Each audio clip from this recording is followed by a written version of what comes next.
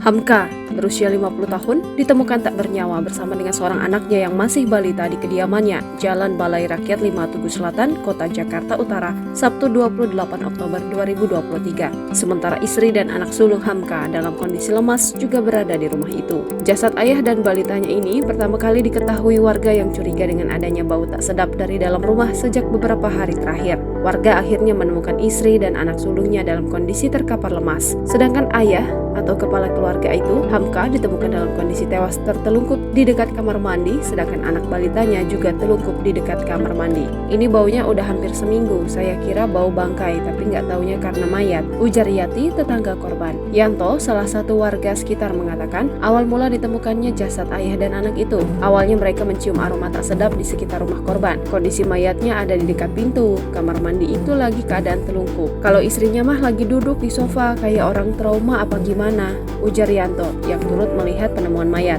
Yanto mengatakan warga sekitar sudah mencium bau tak sedap dari rumah korban sejak sepekan terakhir. Awalnya warga tak curiga bahwa bau menyengat itu berasal dari jasad dua penghuni dalam keluarga itu.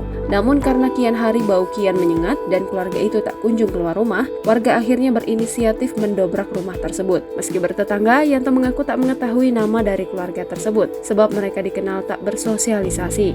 Polisi masih menyelidiki terkait penyebab kematian ayah dan balita ini. Saat ini tim lengkap terdiri dari tim olah TKP, Satreskrim Polres Metro Jakarta Utara, Reskrim Polsek Koja, di backup tim Puslap for Mabes Polri dan tim forensik Rumah Sakit Polri Kramat Jati melakukan olah TKP secara terpadu, ujar Kasat Reskrim Polres Metro Jakarta Utara AKBP Iverson Manosoh dikutip dari Tribun Jakarta, Sabtu 28 Oktober 2023. AKBP Iver mengatakan pihaknya masih menunggu hasil penyelidikan tim Puslap for Polri untuk mengetahui penyebab meninggalnya ayah dan anak balita itu, termasuk sudah berapa hari korban tewas membusuk sebelum akhirnya ditemukan warga. Sedangkan untuk istri dan anak sulung korban, saat ini keduanya sudah mendapat perawatan di rumah sakit serta pendampingan dari tim perempuan dan perlindungan anak Polres Metro Jakarta Utara. Polisi tak menemukan adanya bekas luka di tubuh ibu dan anaknya yang masih berusia sekitar 3 tahun. Download Tribun X sekarang, menghadirkan lokal menjadi Indonesia.